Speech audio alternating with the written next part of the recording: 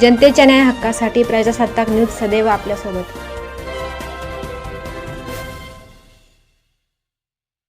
संगमनेर शहरातील प्रवरा नदीपात्रात जुन्या पुलाखाली एका तरुणाचा मृतदेह आढळून आल्याने शहरात एकच खळबळ उडाली आहे।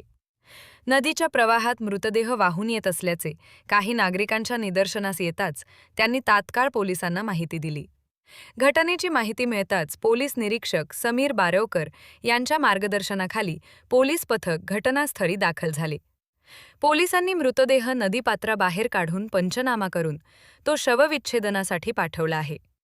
दरम्यान शिरपूर येथील संगमनेर पंचायत समितीच्या ट्रेनिंग सेंटरमध्ये नोकरी करत असलेले अभिजित बाळासाहेब पाटील हे गेल्या 4 ते 5 दिवसांपासून बेपत्ता असल्याची माहिती समोर आली होती।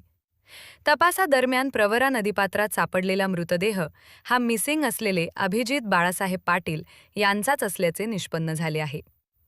या घटनेमुळे परिसरात शोककळा पसरली असून अभिजित पाटील यांचा मृत्यू आत्महत्या आहे की घातपात याबाबत संशय व्यक्त केला जात आहे।